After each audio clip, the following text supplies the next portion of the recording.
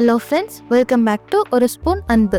இன்றைக்கி நம்ம பார்க்க போகிற ரெசிபி ரொம்ப டேஸ்டியான ஹோட்டல் ஸ்டைல் மஷ்ரூம் பிரியாணி. இதுக்கு தேவையான பொருட்கள் என்னென்னு பார்ப்போம். ஃபர்ஸ்ட், ஒரு பவுலில் பாஸ்மதி ரைஸ் 500 கிராம் எடுத்து வாஷ் பண்ணி 30 மினிட்ஸ்க்கு ஊற வச்சிடுறோம். அதுக்கப்புறம் ஒரு பேக்கெட் மஷ்ரூமை வாஷ் பண்ணி கட் பண்ணி வச்சுக்கிறோம். அதுக்கப்புறம் ஒரு 6 மீடியம் சைஸ் வெங்காயம், 6 மீடியம் சைஸ் தக்காளி, ஒரு கைப்பிடி புதினா, ஒரு கைப்பிடி கொத்தமல்லி, கொஞ்சம் இஞ்சி பூண்டு பேஸ்ட்டு, 4 பச்சை மிளகாய், கொஞ்சம் தயிர், ஒரு லெமன் வச்சு எடுத்து வச்சுக்கிறோம். இது எல்லாத்தையும் கட் பண்ணி ரெடி பண்ணி வச்சுக்கிறோம். அதுக்கப்புறம் கொஞ்சம் மஞ்சத்தூள், கொஞ்சம் கரம் மசாலா, கொஞ்சம் மிளகாய் தூள் எடுத்து வச்சுக்கிறோம். அதுக்கப்புறம் ஒரு குக்கர் வச்சு அதில் எண்ணெய் விட்டு எண்ணெய் காஞ்சதுக்கப்புறமா 2 பிரியாணி இலை, 4 துண்டு பட்டை, 4 ஏலக்காய், 4 கிராம்பு, அப்புறம் கொஞ்சம் கல்பாசி ஆட் பண்ணிக்கிறோம். இது லைட்டாக கிளறி விட்டுக்கலாம். இது ரொம்ப வதக்கணும்னு அவசியம் இல்லை. இதை லைட்டாக வதக்கி விட்டுட்டு வெங்காயத்தை ஆட் பண்ணிக்கிறோம்.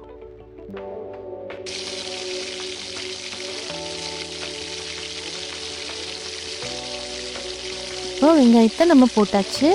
இதை கிளறி விட்டுக்கலாம். வெங்காயம் அட்லீஸ்ட் ஒரு 10 மினிட்ஸ் வதக்குனா தான் நல்லா ஒரு ப்ரௌன் கலர் வரும். நல்லா பொன்னிறமாக ஆனால் தான் நம்ம பிரியாணி நல்லா கலர்ஃபுல்லாக வரும். அதுக்காக தான் வெங்காயத்தை நல்லா வதக்குறது. இதுக்கு நடுவில் நம்ம அரிசி வடித்து போட போகிறோன்றதுனால ஒலை வச்சுக்கலாம். தண்ணி நல்லா கொதிச்சதுக்கப்புறம் அரிசி போட்டுக்கலாம். இதுக்கு நடுவில் பாருங்கள், இந்த வெங்காயத்தை எந்த அளவுக்கு வதக்கணும்னு நான் உங்களுக்கு காட்டுறேன். பாருங்கள், இந்த அளவுக்கு ப்ரௌனிஷாக வரணும் வெங்காயம். இப்போ இந்த ஸ்டேஜில் நம்ம இஞ்சி பூண்டு பேஸ்ட் ஆட் பண்ணிக்கலாம். இதோ இஞ்சி பூண்டு பேஸ்ட் நான் ஆட் பண்ணிட்டேன். பாருங்கள், அது நல்லா கிளறி விட்டுக்கலாம். ஆஹா, அப்படியே வாசனை சூப்பராக இருக்குங்க. அந்த இஞ்சி பூண்டு பேஸ்டோடைய வாசனையே தனிதாங்க. இப்போ நல்லா வதங்கிடுச்சு. இப்போ 4 பச்சை மிளகாய் எடுத்தோம் இல்லையா, அதை ஆட் பண்ணிக்கிறோம். அதுக்கும் லைட்டாக கிளறி விட்டுட்டு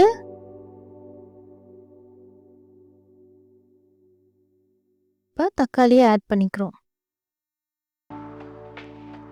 பாருங்கள், தக்காளி எந்த அளவுக்கு கொஞ்சம் சின்ன சின்னதாக கட் பண்ணுறீங்களோ அவ்வளோ சீக்கிரம் அது வதங்கும். அதையும் கிளறி விட்டுக்கலாம்.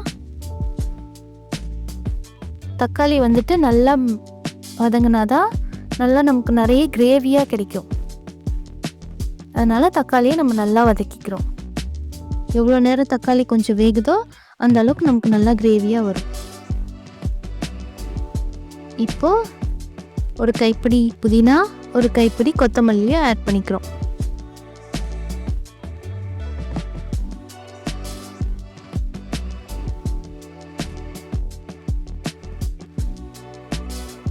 அதையும் நல்லா கிளறி விட்டுக்கலாம். புதினா கொத்தமல்லியெல்லாம் ரொம்ப நேரம் வதக்கணும்னு அவசியம் இல்லை. ஒரு 2 மினிட்ஸ் வரைக்கும் வதக்கினாலே போதும். பாருங்கள், நல்லா கிளறி விட்டுட்ருக்கேன். இப்போ பாருங்கள், தக்காளியெல்லாம் வதங்கி கொஞ்சம் தண்ணி விட்டு இப்போ இந்த டைமில் நம்ம மசாலா ஆட் பண்ணிக்கிறோம். கொஞ்சம் மஞ்சத்தூள், கொஞ்சம் கரம் மசாலா, கொஞ்சம் தனி மிளகாய் தூள் ஆட் பண்ணிக்கிறோம். இப்போ பாருங்கள், ஒலை தண்ணி கொதிச்சிருச்சு. அதில் கொஞ்சம் புதினா, பட்டை, பிரியாணி இலை, உப்பும் ஆட் பண்ணிக்கிறோம். போட்டு அதுக்கு நல்லா கொதிச்சதுக்கப்புறமா தான் நம்ம அரிசி போடுவோம். இதுக்கு நடுவில் நம்ம பிரியாணிக்கு கொஞ்சம் தயிர் ஆட் பண்ணிக்கிறோம்.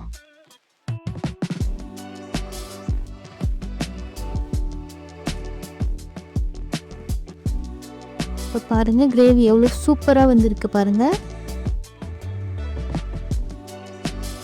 இப்போ இந்த ஸ்டேஜில் நம்ம மஷ்ரூமை ஆட் பண்ணிக்க போகிறோம்.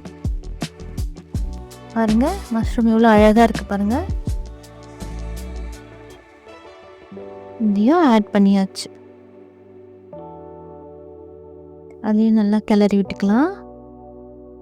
இப்போ பாருங்கள், ஒலையில் அரிசி போட போகிறோம்.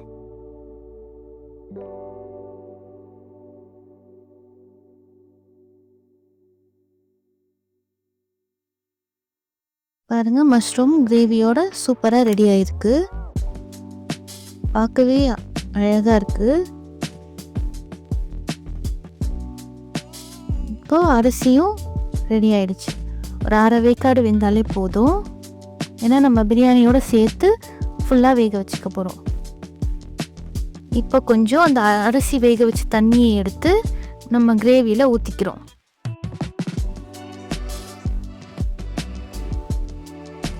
அது நல்லா கொதிக்க விட்டுக்கலாம். இப்போ சிம்மில் வச்சுக்கிறோம் அடுப்பை. எப்போவுமே சிம்மில் வச்சுட்டு தான் அரிசி போடணும். ஸோ இப்போ நம்ம அரிசியை ஆட் பண்ணிக்கிறோம். நம்ம ஃபுல் ஃப்ளேமில் வச்சு அரிசி போட்டோன்னா அரிசி உடனடியாக அடி பிடிச்சிரும். ஸோ நம்ம எப்போவுமே சிம்மில் வச்சுட்டு தான் அரிசி போடுறோம். இப்போது அரிசி பாஸ்மதி ரைஸ் வந்துட்டு உடையாத அளவுக்கு மெதுவாக பார்த்து கிளறிக்கிறோம். நல்லா மசாலாலாம் ஊறி வரணும் அரிசியில். அந்தளவுக்கு அரிசி உடையாத அளவுக்கு மசாலா ஊறுற மாதிரி கிளறி விட்டுக்கணும்.